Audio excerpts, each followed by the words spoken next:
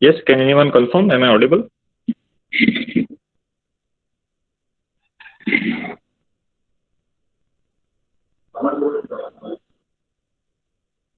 Okay, okay. Just give me 2 minutes. There is a power cut right now, so I'm just trying to connect, right? I'll be joining in 2 minutes with my slides, okay?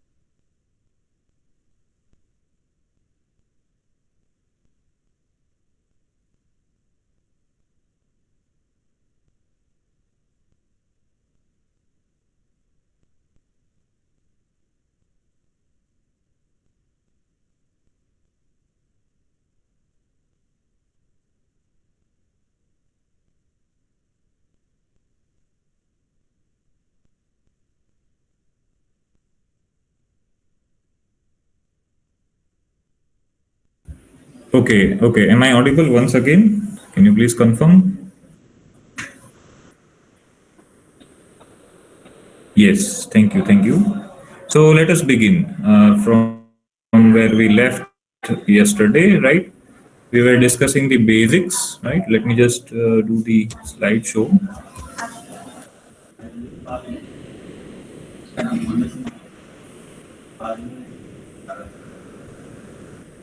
Okay, so we have seen how services relate basically, right? How services communicate, right? So can we just revise how the services relate, or if a service wants to call the other service, what is required for that? Yes. When a service has to invoke the other service, which part is required for that? It's WSDL document, correct. Or we can also say that service description, right? The other option that you have is a service description.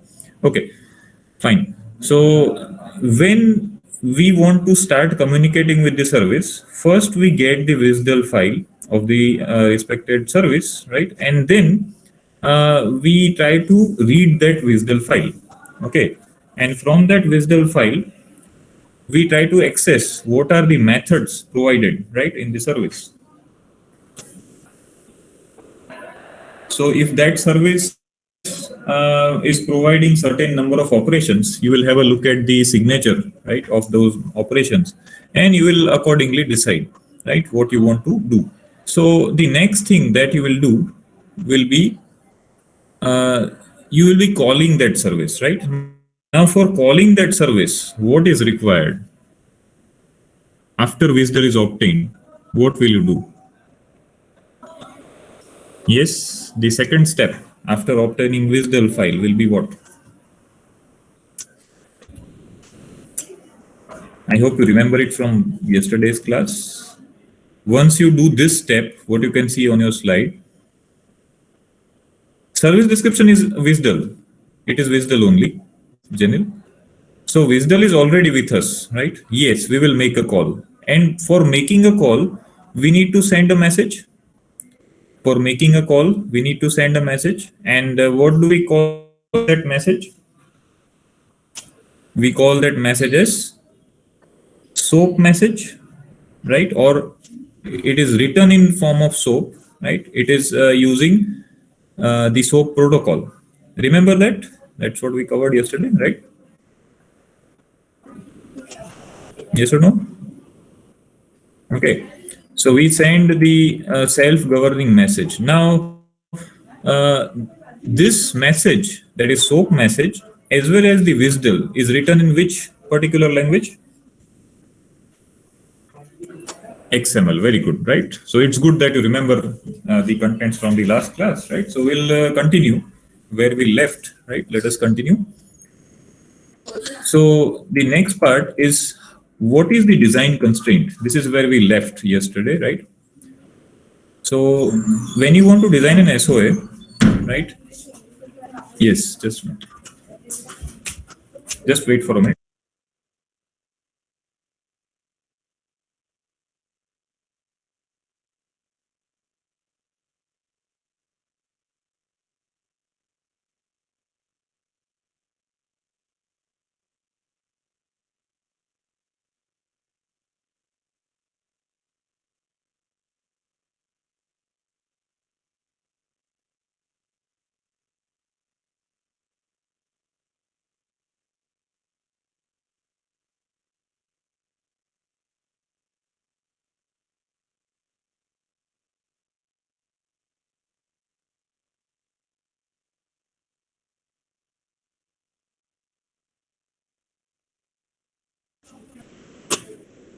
Okay, so when we design this, right, we need to first decide how many operations are going to be there in that service, right?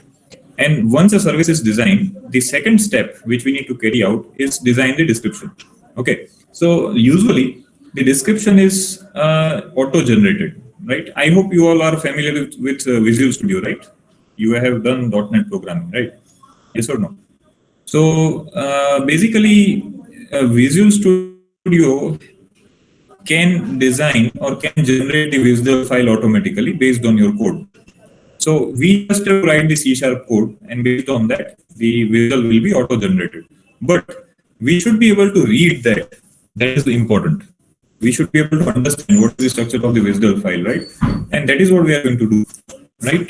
In chapter number 5, we will see the structure of the WSDL document. Fine. So that we'll see in detail. Okay, let's see. हाँ काले pixel ने मैं use करी છે થોડી વાર માટે Okay, so if you want to design SOA, we need to follow certain principles as I discussed yesterday, right? So what are the principles? Let us go through them one by one, and then we will start with the basic contents. Okay, so yesterday we discussed about loose coupling, right?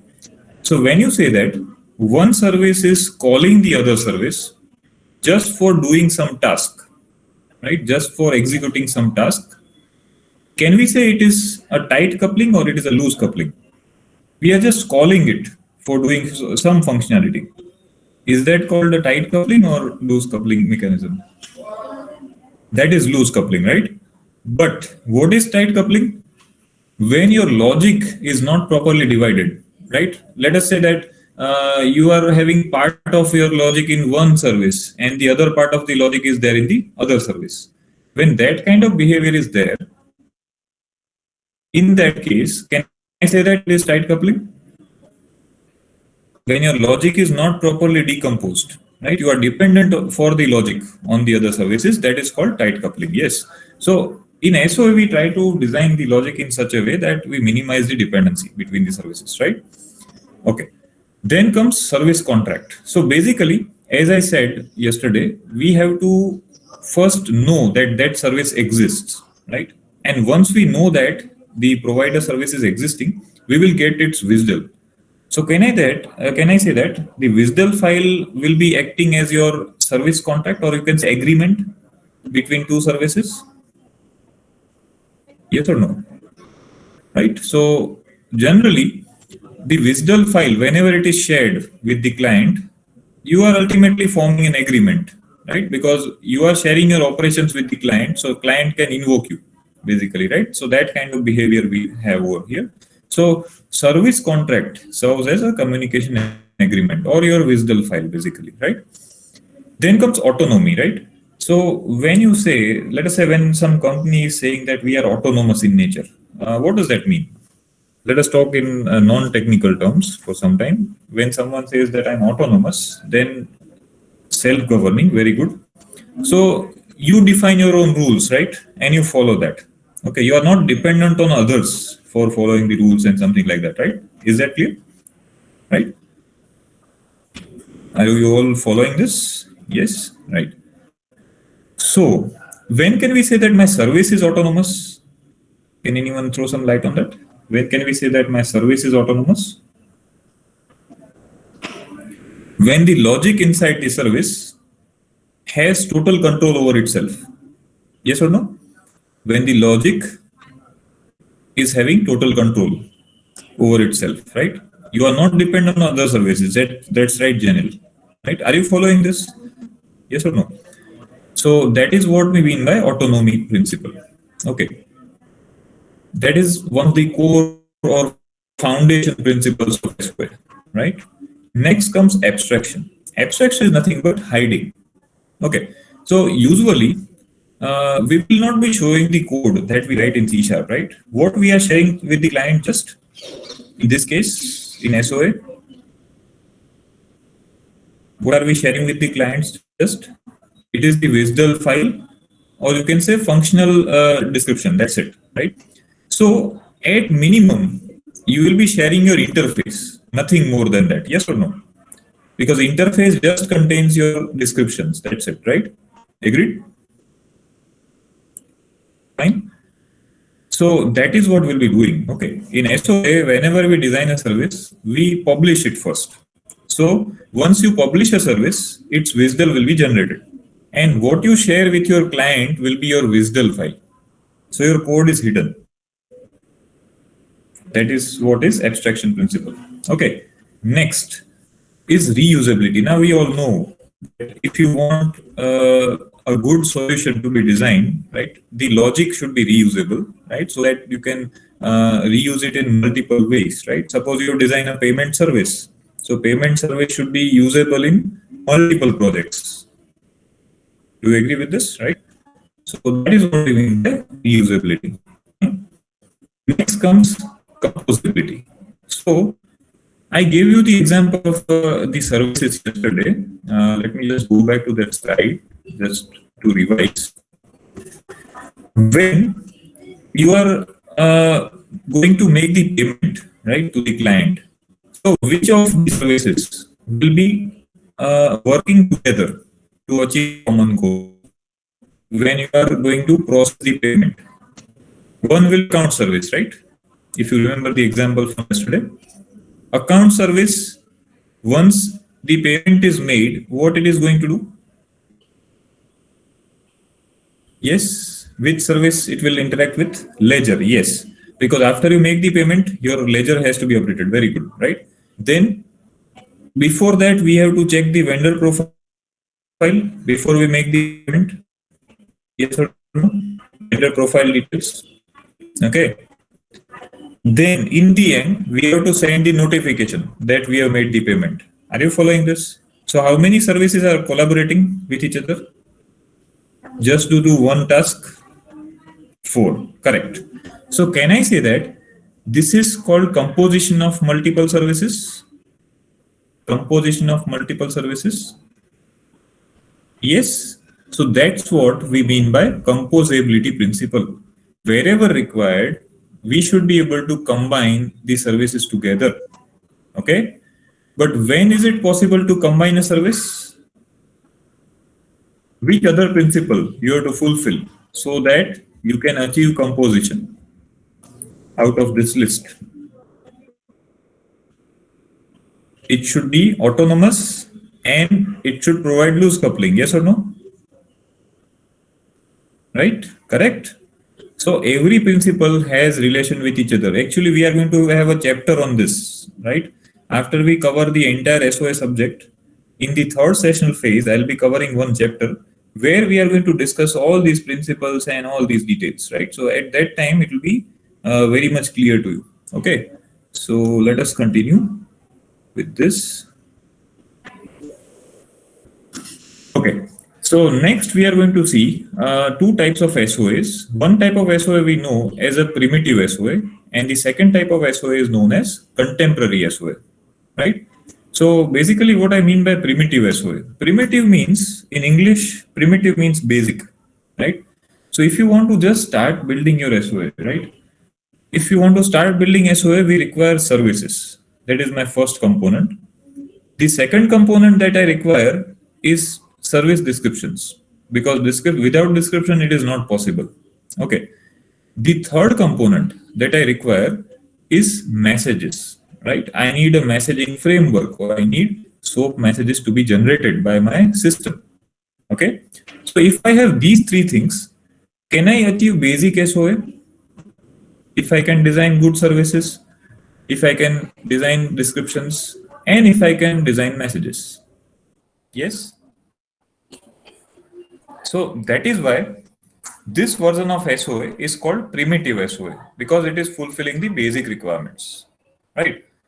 Next, now as the SOA evolved, right, as the history, if we see, we required a lot of standards to be added to it. We required a lot of standards, like SOA requires security, right? Because your services are made public. So without authentication and authorization, you can't access the services, right? So many companies got together, companies like Oracle, Microsoft, and IBM got together, and they designed some standards or specifications, right? So that we can take SOA to a next level. We can take SOA to the next level, and that second generation of SOA is known as contemporary SOA. Can you see that last line? Variation or extensions of primitive SOA are known as contemporary SOA. Is that fine? Clear? Right? So basic SOA has three contents. What are the three contents? Services, description, messages. But as SOA has evolved, many companies got together, they designed certain standards or specifications, right? So that SOA, new SOA, that's what we are using currently, is known as contemporary. Contemporary means something new, right? The English meaning of contemporary is new. Okay. So that is what I'm going to describe in the remaining time. What are the characteristics of the contemporary SOA, right? That's what we are going to study in further details, in further slides. Okay. Fine. If connection breaks in between, please let me know, right? Because still the power is not there, right? So I'm continuing on battery power. Fine. So please bear with me for that, right? Is that fine? Okay. Yes, yes. Thank you. Thank you. Fine. Okay. So we have seen what is contemporary SOA. Fine. That is the first thing. Now we will see what contemporary SOA contains, or what are the characteristics of contemporary SOA. Right. That is the next topic. So in your textbook, there is a long list given, but I have just compiled that as a short list so that you can easily understand what are the characteristics of contemporary SOA and how we can design a contemporary SOA, right? Okay. So the first thing we require in latest version of SOA is quality of service, right? Any software requires quality, right? Now, what are the criteria of quality? The first is it should be secure, right? It should provide us security. There is a standard which is known as WS security, right? That provides us security in SOA.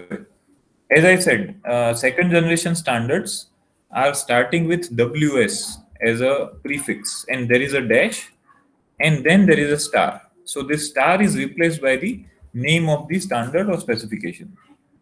Is that fine? Star is replaced by the name of the standard. Is that understood? Right? One of the example I gave you is WS security. Okay. It is obvious what should be WS over here. What should be WS? Can you guess the full form of that? Yes? Anyone? Web service specification. Web service specification. That is WS stands for, right? Web service specification. And then the specification name we write after the dash. Clear? Specification name we write after the dash. Is that fine? Okay. Yes. Web service specification. Okay. So one requirement is basically security, right? We will see these standards in detail. We are going to cover two chapters, chapter 6 and 7, where we'll be studying these standards, right, in detail. Okay. Let us continue with the next part, reliability. Now, as I said yesterday, you send a message and then you forget about the message. Okay. So we want the messaging to be reliable, yes or no? Messaging should be reliable, right? Because after sending the message, we are not keeping track of that, right? So your message itself is intelligent, as I discussed with you yesterday, right? Message itself will be able to take care, right? So that is there is a framework or there is a standard for that, and that is called WS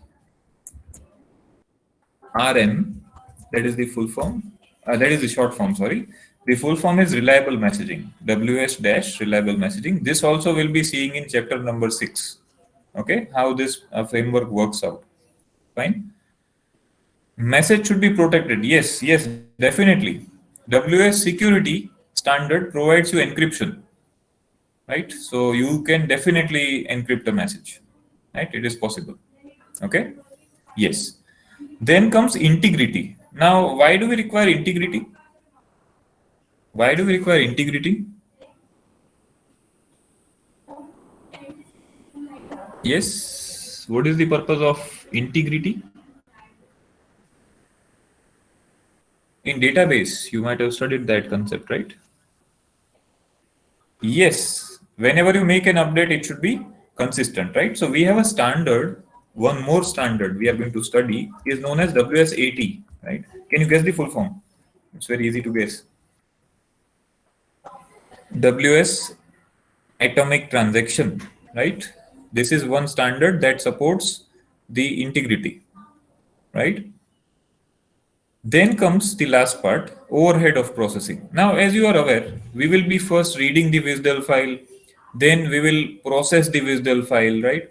And once we process the WSDL file, we will be able to call the service, right? So this can take some overhead, yes or no? Yes, yes. This standard WS80 provides atomicity. That's correct, Janil. Right.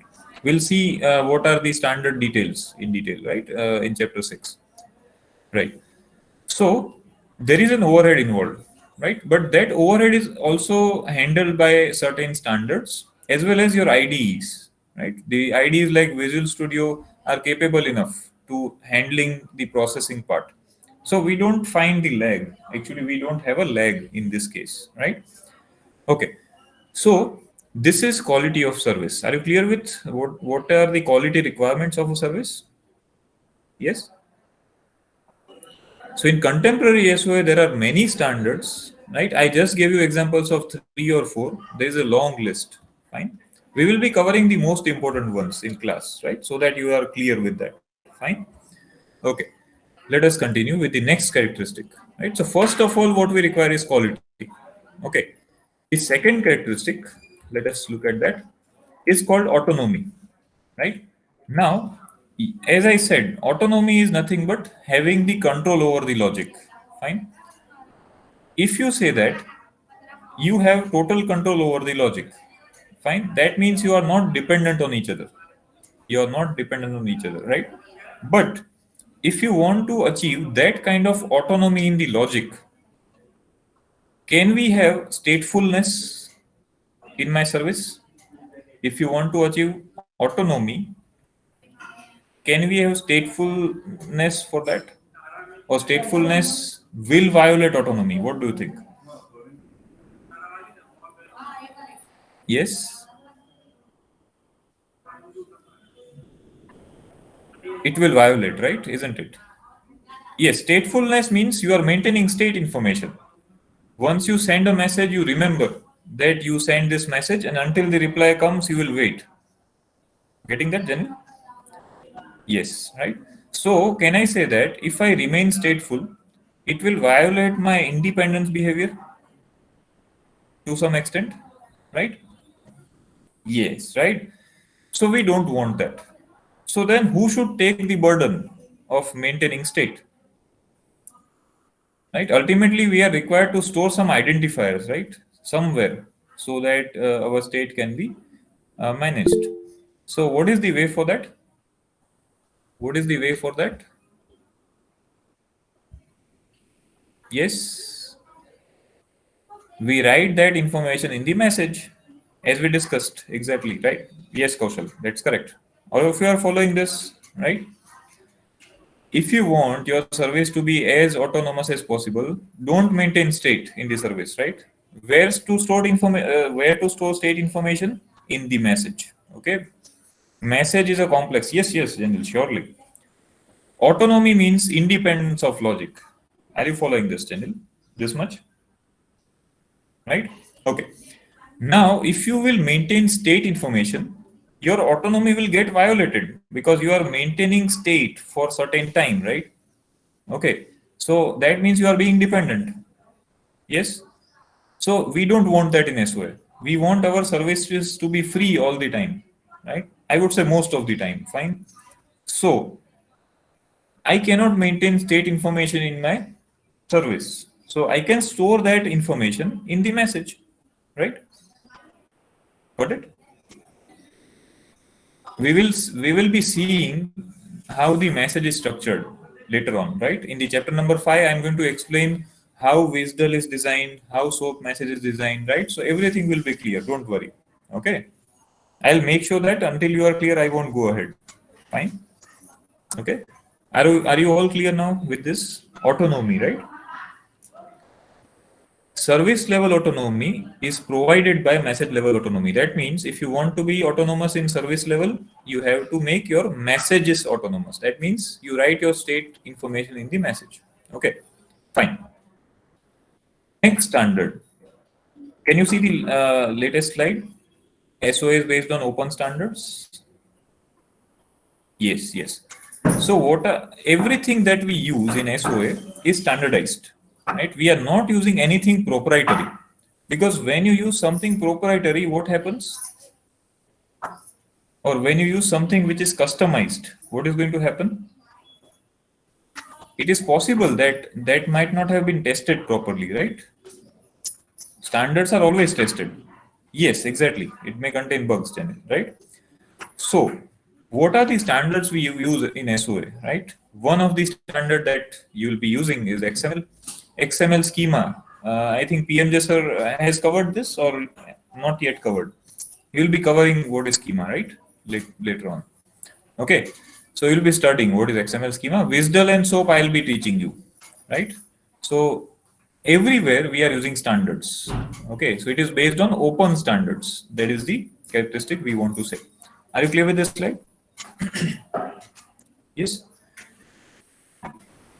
Are you all clear up to this? Okay, okay, fine. Now, contemporary SOA supports vendor diversity.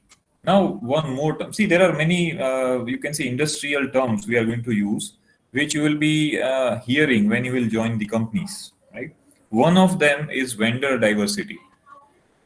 You want your application to work across multiple vendors, right? So your vendor might be Microsoft, your vendor might be Oracle. Fine. You should be able to support communication between two different vendors. Are you following this? You should be able to support communication between two different vendors. But when this is possible, when can we achieve this platform neutral communication? Yes. Okay, I can give you a simple example for that. You speak English, and some of the person to whom you are talking is speaking in French. Will you be able to converse with each other? Yes, yes, right. That is, as you require common language. I wanted to point to that point. Exactly, exactly, right? And which is the standard language which we can use for communication? XML, right? Yes, right. So if you talk in common language, you can support multiple vendors or JSON. Correct, correct, right? In case of WCF, we rely on XML, that is SOAP-based services. While in case of RESTful services, we rely on JSON. That's correct, generally, right? But right now, I'm talking in terms of standards, so I'm just talking about XML, right? Yes, that is another technique just come up. We discuss about that later on, right? Whenever we'll reach up to that point, right, Janet? Okay, okay, right. Yes, so are you clear with this slide now? What is vendor diversity? We should be able to support and talk between multiple vendor applications. Yes, is that okay? Can I go ahead? Yes, yes. Okay, fine.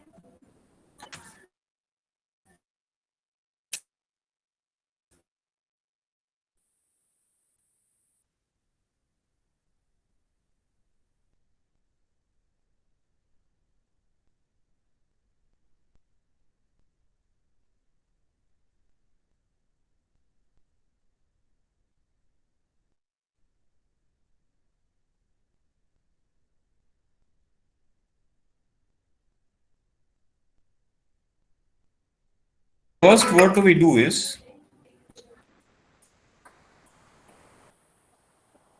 okay, am I audible again? I lost the connection for a while. Yes, can you please confirm? Am I audible?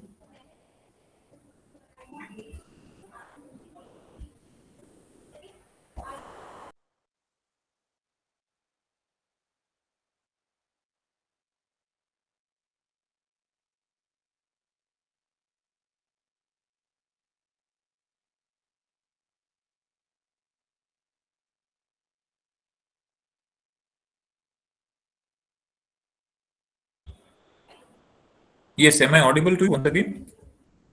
Can anyone please confirm? Yes, yes, yes, yes. There is an interruption for a while, so just bear with.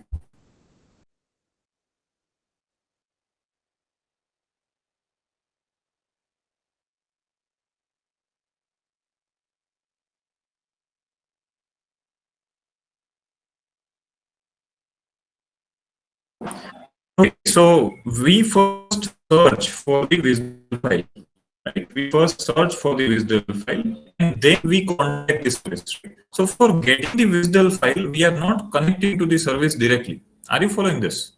Yes or no? Right? So the question, from where you will get the WSDL file? Can anyone answer? From where you will get the WSDL file? Yes, anyone?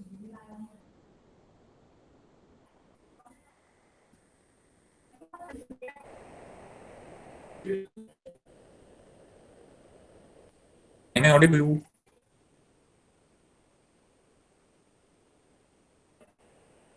Yes, Jen.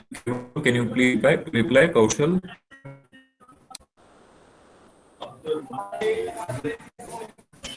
Okay, okay, okay, fine, fine. Um, Fine, okay, thank you. So, as I said, voice is breaking. Yes, so please bear with me for that. I'll just check it out. Yes, breaks in between because there is power cut right now. So,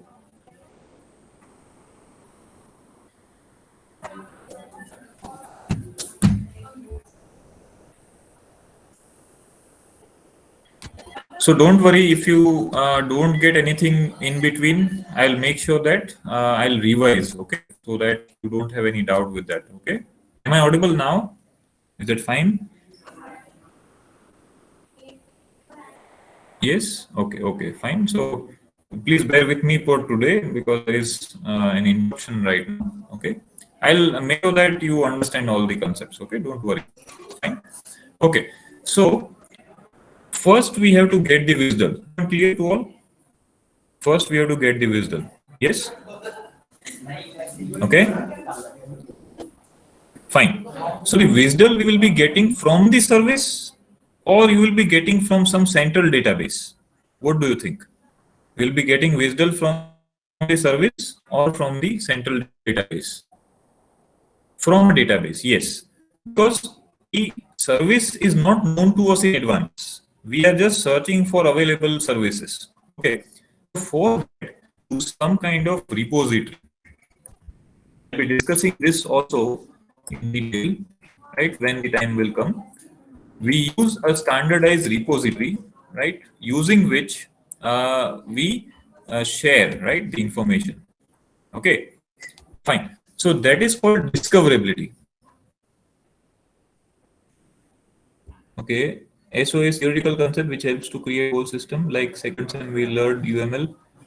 Yes, a part of SOA is like that, Bhavik, you can say, right? Part of SOA is like that. Is it fine?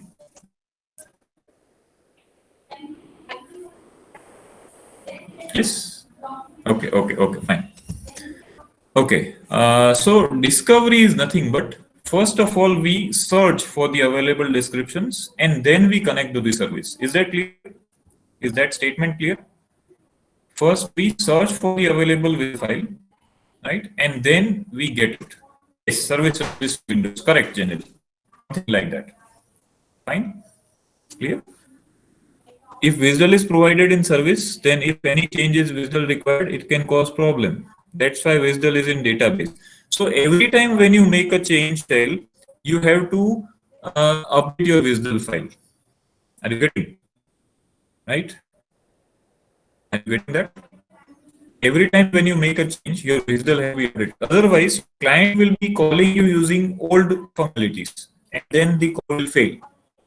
Okay. So that's the issue. That's what we are facing. Right? Okay, so we store the WSDL files either in a local repository or in a global repository. Local means which is within your company. You have a server within your company where you store all the WSDL files and you give the client access to that. Okay, and the second repository is called a public repository where you make your services public. That means anyone can access. Is that fine? Yes. We'll be discussing this about this in chapter number 5 once again, right? How this discovery mechanism works. Are you fine with this slide? Can we go ahead? Yes. Okay, fine.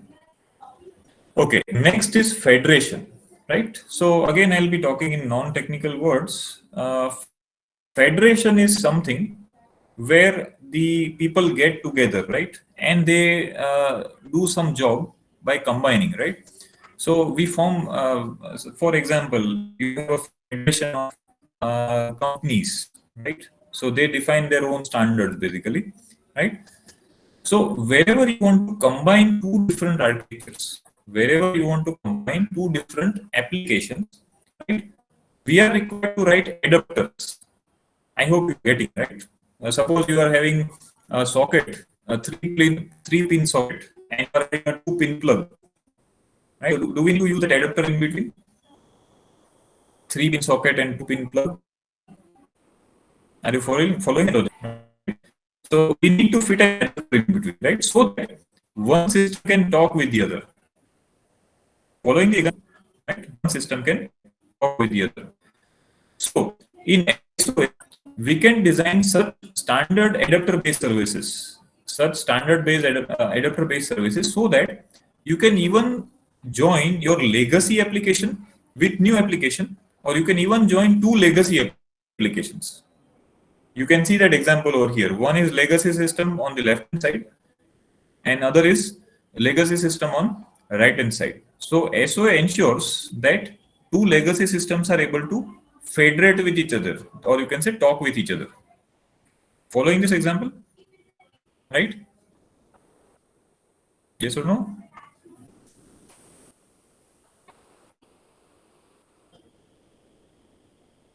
Yes, I'm waiting for a replies. Is that clear? Okay, I'll repeat. Kaushal, right? See, legacy system, you know, right? Very old system. Yeah. Yes or no? Okay. So suppose someone says that I have legacy applications and I don't want to throw away the code of that, and you give me a way to combine two legacy applications. To combine two legacy applications. So it's possible to connect legacy application directly.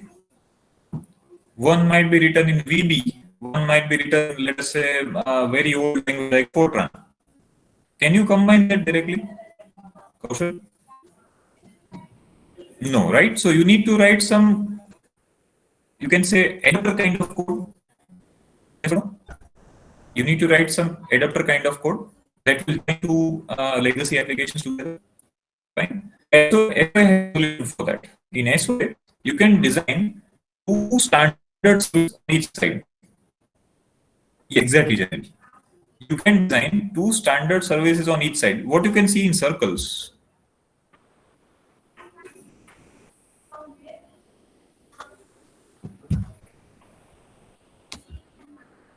Yes, what you see in circles are nothing but services. See that those circles, the hexagon and triangle.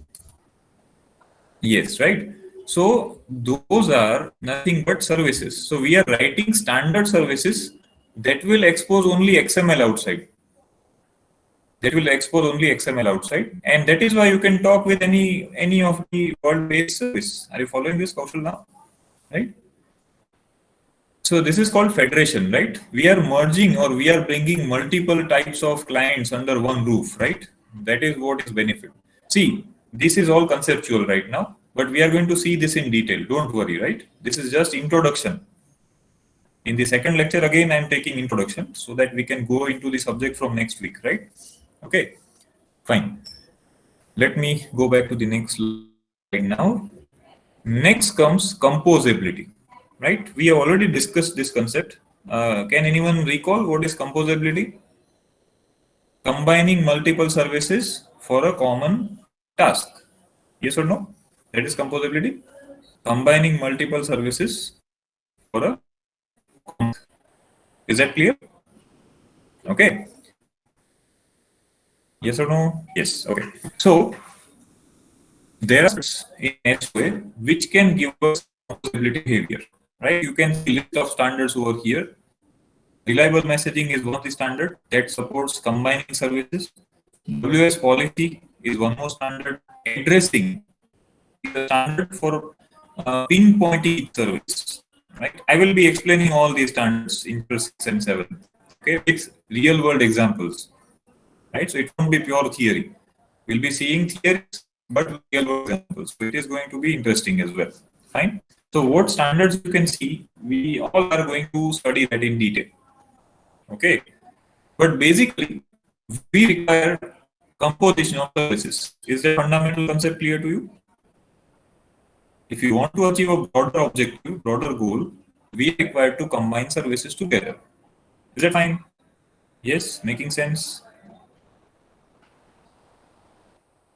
Okay, okay, fine. Don't worry if even if you have any doubts, we will sort that out in next week, right?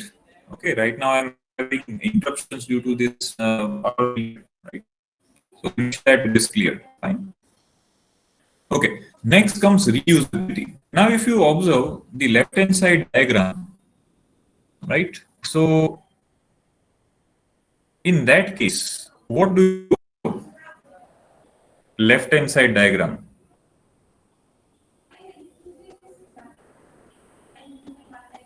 Yes. Left-hand side, there are two boxes. If you assume that you are having two circles, yes. Can anyone give me your observation?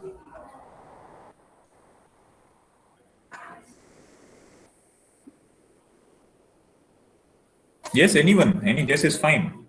Interface between two services. Okay. Okay. Good. Can you see one service being shared between two boundaries, two boxes? Right? That is called reusability, isn't it? This box represents one solution. Solution means one project, right? Every box represents one solution. Okay. So in this case, what I mean to describe is there is one service which is actually shared by two particular projects. Are you following that, Janil? It is not actually coupled. We are reusing that service. Is that fine, Janil? Yes? Yes, yes. Okay. So when can we ensure that you can achieve this kind of behavior? Can you tell me what conditions we have to fulfill so that I can use the same service in multiple projects, in multiple solutions?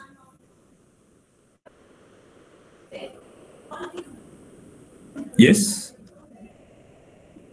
When that service is generic in nature, yes, DRY principle, right? When that service is generic in nature, right, and it should be independent, yes or no? Agreed? It should be independent. Okay. So we try to find out some services at least in our project which will be usable across other projects. Right? We will see the real world examples of this. Right? Okay. But I hope this slide is clear to you, right? Yes or no? Okay. So we try to enforce reusability. Okay, when we are designing an SOA, right? Yes, yes, you can say that, Channel. Payment can be shared across multiple projects. Right? Payment service is a reusable service. You can say that. Yes. Right? Okay. Fine. Next is extensibility. Right? So suppose your client says that you coded 3 functions in this service. Now I require 2 more functionalities. Right? But what can happen due to that? If you make a change in the same service, then what will happen? Right? And you are making in live, what happens to the other clients connected to your service? I'll again repeat the example. We have 3 methods, and client is suggesting that you have 2 more methods inside. Okay, and you want to modify, right? But when you modify at live time, right, the current interface has to be taken offline, right? We can't modify it online, right? I hope you are getting this, right? So no? Okay. We have to take our system offline for some time, but that will make your clients suffer, other clients, those who did not require the 2 options.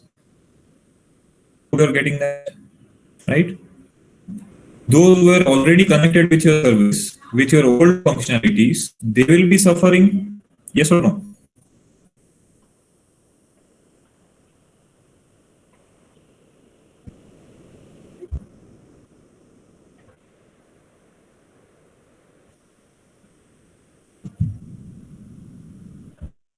Yes, here to explain.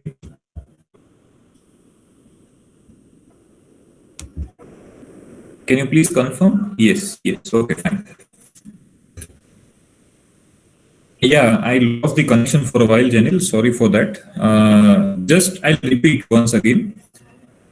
As I said earlier, if you want to modify a service, it will break the existing client's connection. Yes or no? Yes? Okay. So what is better? Modifying the service in live or writing 2 operations as separate services? Writing 2 operations as separate services. Yes? What is mean? As separate. Right? So can you see the dotted lines? Dotted lines. These are nothing but extended services. These are nothing but extended services. Right?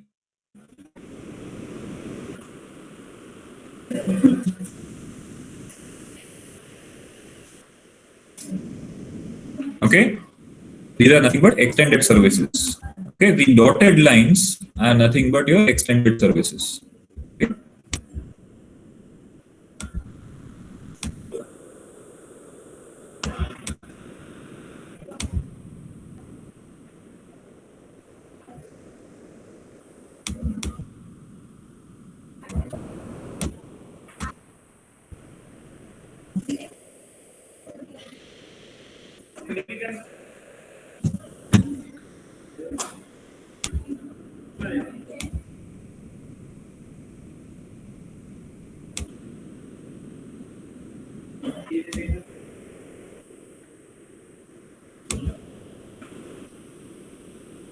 Okay, I've just reconnected once again. Okay, are we all on the extensibility slide?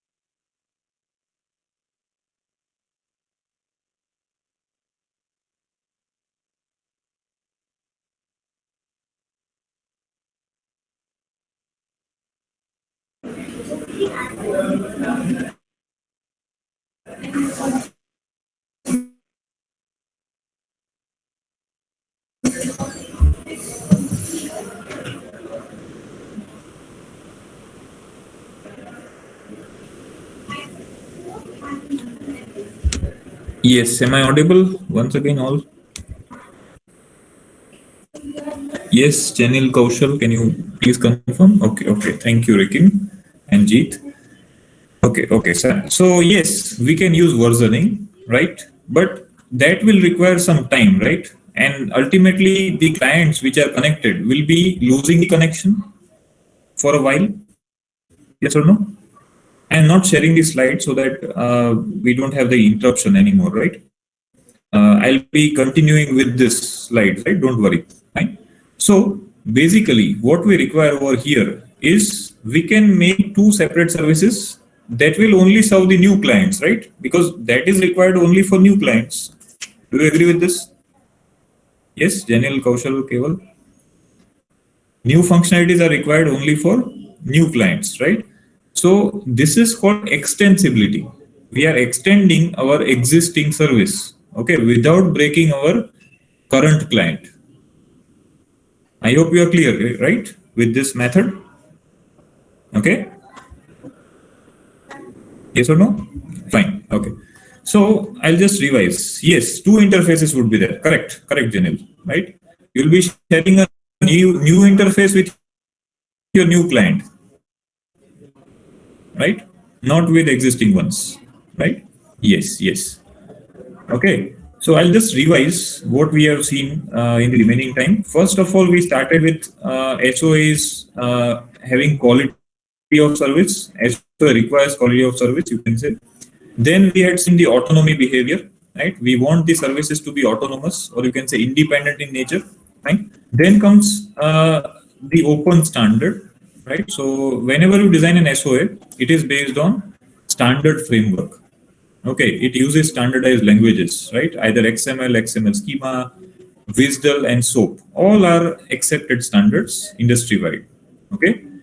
Next comes vendor diversity, right? So as I discussed during that, if there are two different vendors, right? One is Microsoft, another is Oracle. They have designed their own solutions, and we want to design a combined, you can say, communication channel between them. Okay, so it is possible through XML, right? You just make sure that your services can talk in terms of XML, and that is how you will be able to communicate with the services, right? Okay, so are you clear up to that? Vendor diversity? Yes? Okay, I'll continue revision. Then we discuss discovery. In discovery, what we discussed was I should not be connected with my service from beginning. What I require is I'll be searching the available service descriptions, right? I'll be searching the available service descriptions, and from that list of descriptions, I will pick one. Okay, I will read that description, and then only I will connect to that service. So can I say that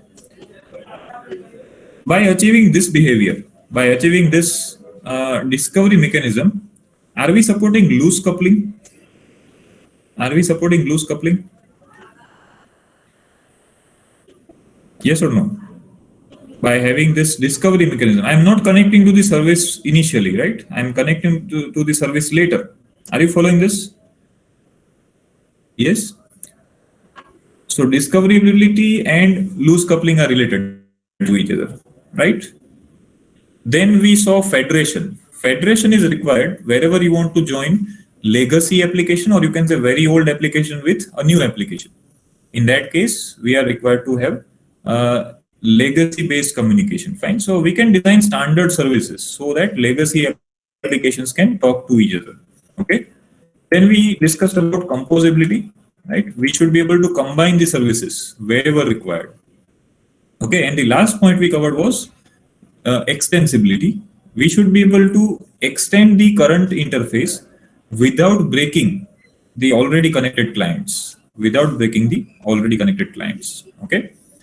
So are we all at the same platform right now? Are you clear up to this, all of you?